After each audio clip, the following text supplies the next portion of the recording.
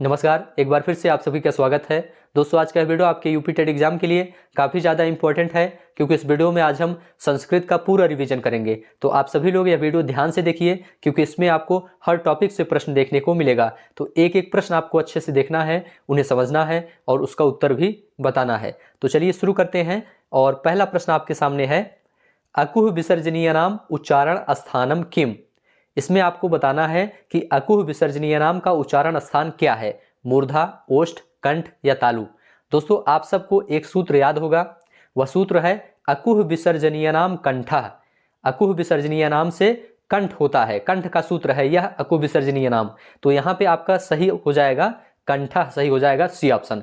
इसके अंतर्गत दोस्तों, कंठ के अंतर्गत कौन कौन से वर्ड आते हैं, जैसे कि आपको यहाँ लिखा गया है अकुह विसर्जनीय नाम, मतलब कि आ हो गया, का वर्ग में जैसे का, खा, गा, घा, अंगा, हा हो गया, और विसर्ग, ये सभी आपके जो है कंठ के अंतर्गत आते हैं। मूर्धा की बात करें दोस्तों, इसका सूत्र क्या है, इसका सूत्र है ऋतु रसाणाम मूर्धा, याद रखना। ओष्ठ की बात करें तो उपु पद्मा नियनाम ओष्ठौ से ओष्ठ होता है। तालु की बात करें दोस्तों तो इचुयसानाम तालु से तालु होता है। चलिए अगला प्रश्न देखेंगे, ध्यान से आप लोग प्रश्न को देखते चलिए। मूर्धन्यो भवति, इसमें बताना है कि मूर्धन्य के अंतर्गत आपका कौन सा वर्ड आएगा, पा आएगा, डा आएगा, ला आएगा या सा आएगा। तो मूर्धन्य का सूत्र क्या होता है दोस्तों, आप सबको याद होगा, मूर्धन्य का सूत्र होता है ऋतु रसाणाम मूर्धा।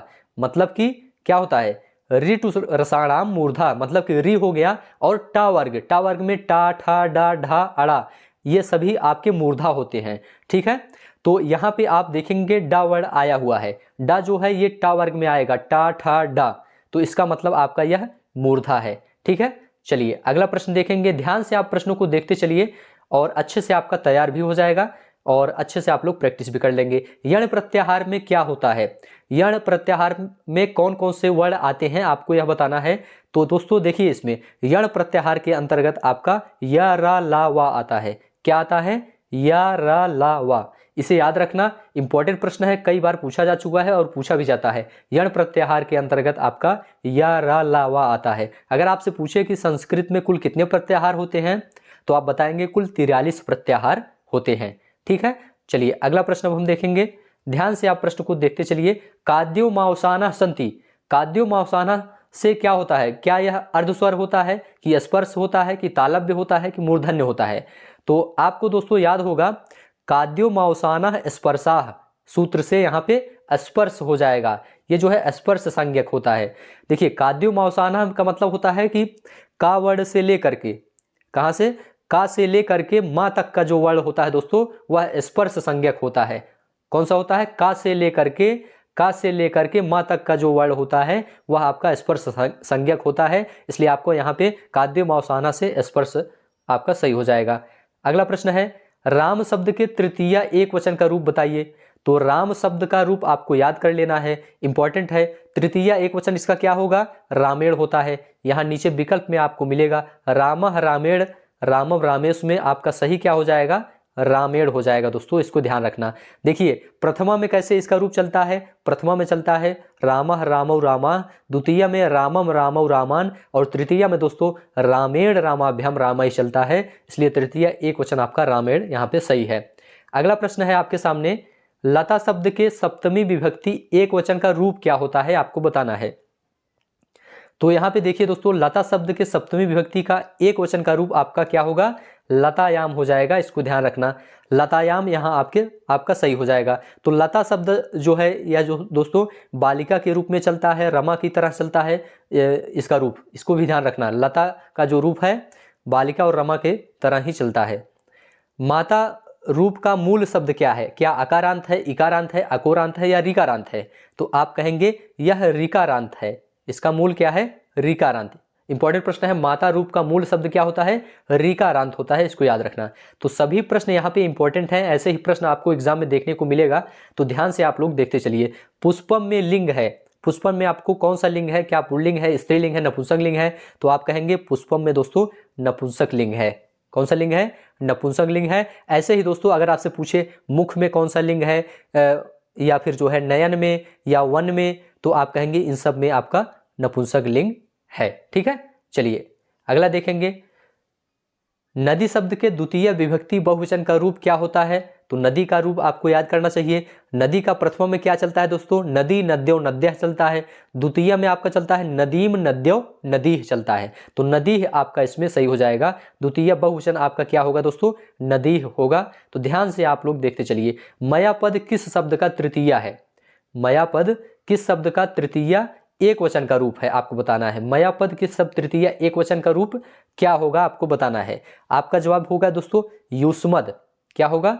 युष्मद होता है। ठीक है, तो तृतीया एक वचन जो है युष्मद का, मया का जो है ये युष्मद हो जाएगा। ठीक है, अगर आपसे अस्मद के बारे में पूछे कि अस्मद का तृतीया एक वचन का रूप क्या होता है, तो आप कहेंगे त्वया होता है। चलिए अगला प्रश्न देखेंगे। तेन में विभक्ति आपको बताना है, प्रथमा, द्वितीय, तृतीय, चतुर्थी। तो इसमें आप देखेंगे दोस्तों, तेन में आपका तृतीय विभक्ति लगा हुआ है।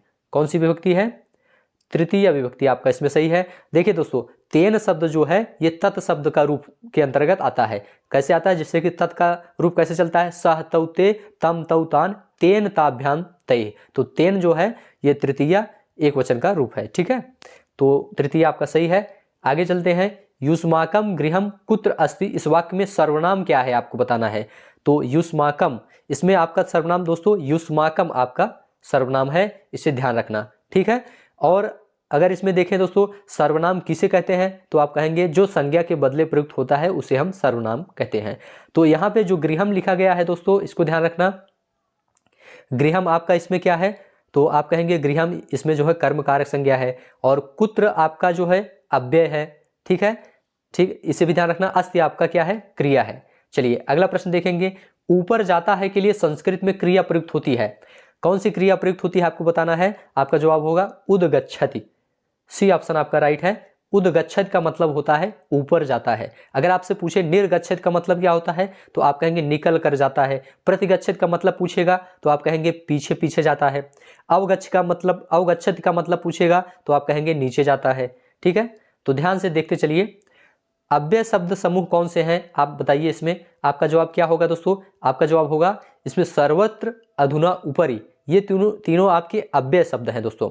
ठीक है, और अव्यय के जो रूप होते हैं वो तीनों लिंगों में और सभी विभक्तियों में दोस्तों समान होते हैं। क्या होते हैं? समान होते हैं। यह भी आप लोग जानते रहिए। तो सर्वत्र, अधुना, उपरि यह आपका अव्यय शब्द है। अगला प्रश्न देखते हैं। अब ध्यान से सभी प्रश्नों को आप लोग देखते चलिए। निम्नलिखित में से कौन सा पद अव्यय है? राम, लता, यथा, गुरु। आपका जवाब क्या होगा? आपका जवाब होगा यथा। यहां पर अव्यय पद है दोस्तों। यथा यहां पर क्या है? यथा यहां पर अव्यय पद है, और राम, लता और गुरु जो है यह आपका क्या है? यह आपका दोस्तों संज्ञा पद है। चलिए अगला प्रश्न है। वृक्षस्मिन् पदे, पद में संधि है। ठीक है, वृक्षस्मिन् पद में संधि है, आपको बताना है। पर रूप, पूर्व रूप, प्रकृत भाव या जसत्व।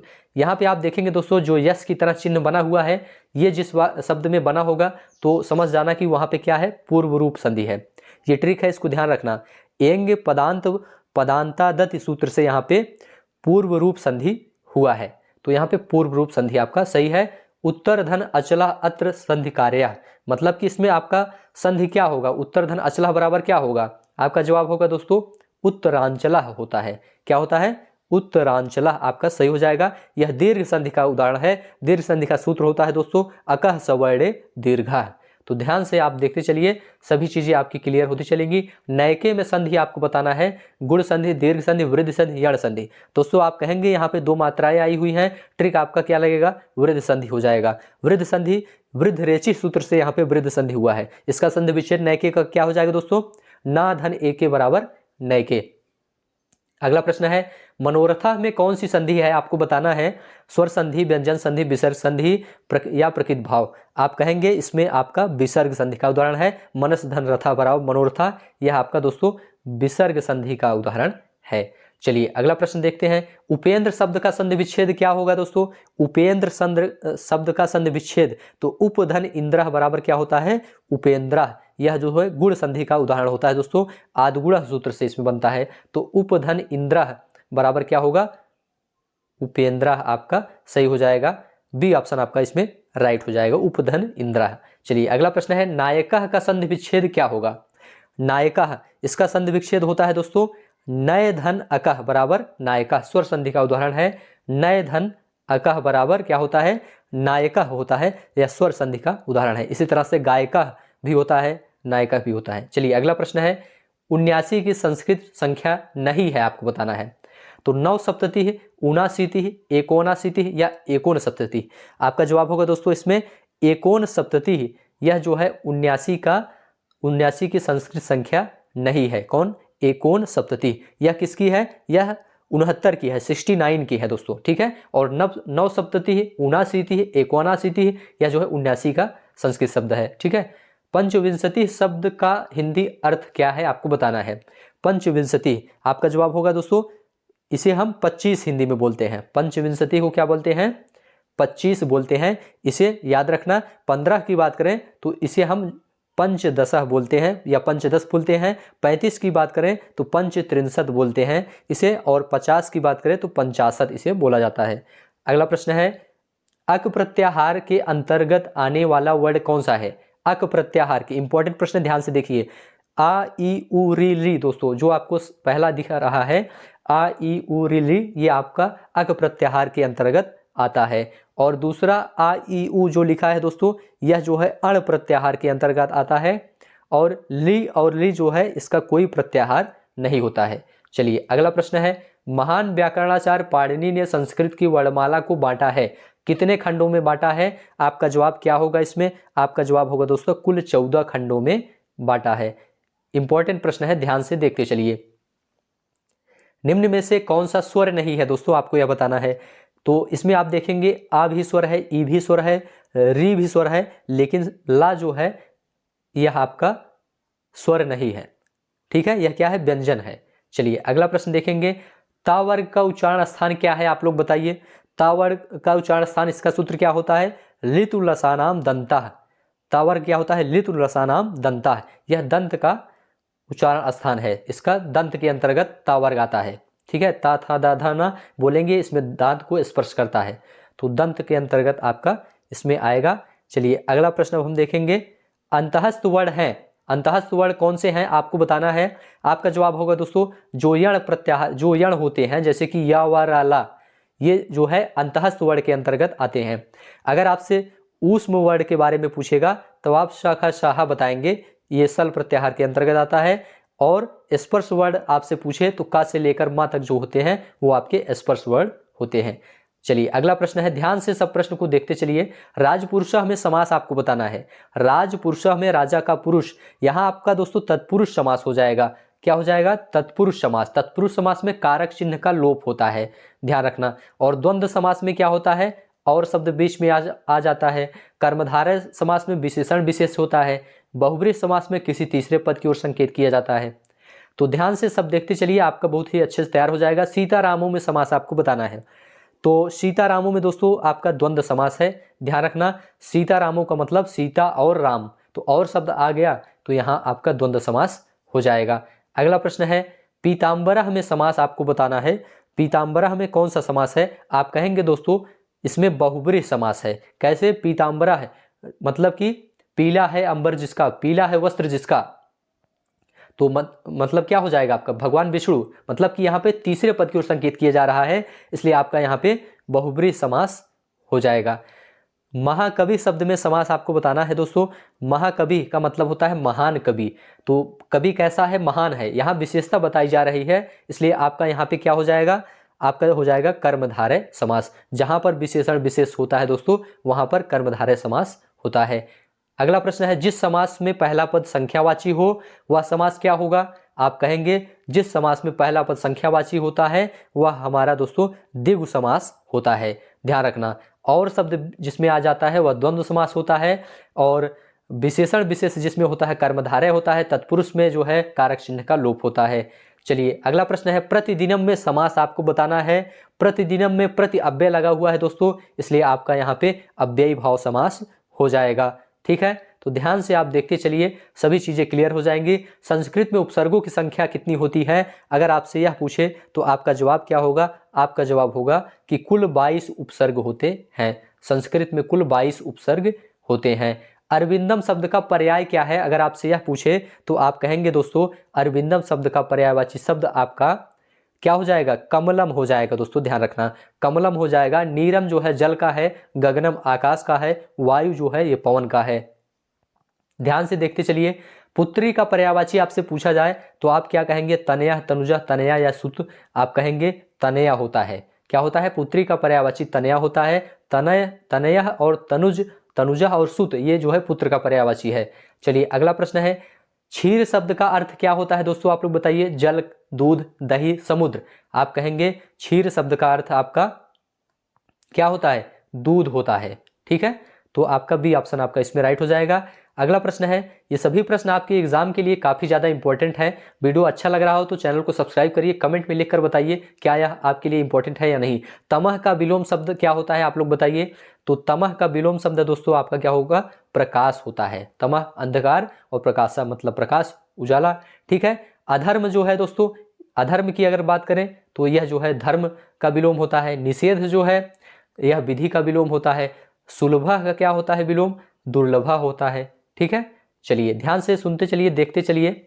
सुकरम शब्द का विपरीतार्थक शब्द आपसे पूछा गया है कि सुकरम शब्द का विपरीतार्थक शब्द क्या होगा। आप कहेंगे दुष्कर्म होता है। क्या होता है, दुष्कर्म होता है। डी ऑप्शन आपका सही है। अगला प्रश्न है, वृक्षात पत्रम पतत में कौन सा कारक है। तो वृक्षात पत्रम पतत मतलब यहाँ पे वृक्ष से पत्ते गिर रहे हैं, अलग हो रहे हैं, और जहां पर अलग होने का भाव होता है वहां पर क्या होता है, कौन सा कारक, अपादान कारक होता है। तो इसे ध्यान रखना, यहाँ पे आपका अपादान कारक सही हो जाएगा। चलिए अगला प्रश्न है, ध्यान से आप देखते चलिए, सभी चीजें क्लियर हो जाएंगी। कारक की दृष्टि से शुद्ध वाक्य चुनिए। तो शुद्ध वाक्य आपको यहाँ पे चुनना है। शुद्ध वाक्य क्या है, शुद्ध वाक्य दोस्तों आपका इसमें है शिष्यम व्याकरणम बोधयति। शिष्यम व्याकरणम बोधयति, सी ऑप्शन आपका इसमें सही है। इसका अर्थ क्या होता है, शिष्यम व्याकरणम बोधयत का अर्थ होता है दोस्तों शिष्य को व्याकरण का बोध कराता है। अगला प्रश्न है, निम्नलिखित में शुद्ध वाक्य क्या है आपको बताना है। तो इसमें आपका शुद्ध वाक्य देखिए, पहला ही शुद्ध वाक्य है शिष्य आसनम अधितिष्ठति। क्या होता है, शिष्य आसनम अधितिष्ठति। इसका अर्थ होता है दोस्तों शिष्य आसन पर बैठता है। तो ए ऑप्शन आपका इसमें सही है। लब्धा पद में कौन सा प्रत्यय है आपसे पूछा गया है। तो आप लोग बताइए, लब्धा शब्द में दोस्तों आपका कत प्रत्यय का प्रयोग किया गया है। इसे याद रखना, लब्धा पद में आपका कत प्रत्यय का प्रयोग किया गया है। पा धातु में तुमुन प्रत्यय जोड़ने पर दोस्तों क्या रूप बनेगा, पीबितुम या पीबतुम या पातुम या पायितुम, क्या बनेगा आप लोग बताइए। आपका जवाब होगा दोस्तों इसमें पातुम बनेगा। ठीक है, तुमुन प्रत्यय लगने पर यहाँ पर पातुम बन जाएगा। अगला प्रश्न देखिए, ध्यान से देखिए, निम्न में से कौन सी कृति भर्तृहरि की नहीं है, आपको यह बताना है। तो यहाँ पे वैराग्य शतकम देखेंगे, यह तो भर्तृहरि की है। नीति शतकम भी है, वाक्यपदीयम भी है, लेकिन पंचतंत्रम यह भर्तृहरि की नहीं है दोस्तों। यह किसकी है, यह विष्णु शर्मा की कृति है। ध्यान रखना, पंचतंत्रम विष्णु शर्मा की कृति है। लास्ट प्रश्न आपके सामने है, बृहत्त्रयी के अंतर्गत नहीं है, क्या नहीं है, किरातार्जुनीयम, शिशुपालवधम, कुमार संभवम या नैषधि चरितम। तो आप कहेंगे कुमार संभवम दोस्तों यह जो है लघु त्रय के अंतर्गत आता है, यह बृहत त्रय के अंतर्गत नहीं आता है। तो इस तरह से दोस्तों आपका यहाँ पे संस्कृत का वीडियो आज यहाँ पे कंप्लीट हुआ। आप लोग बताइए यह वीडियो आपको कैसा लगा। अच्छा लगा हो तो चैनल को सब्सक्राइब कर लीजिए और कमेंट में ज़रूर लिखकर बताइए। हम आपको दोस्तों नेक्स्ट वीडियो में मिलेंगे, तब तक के लिए आप सभी का बहुत बहुत धन्यवाद।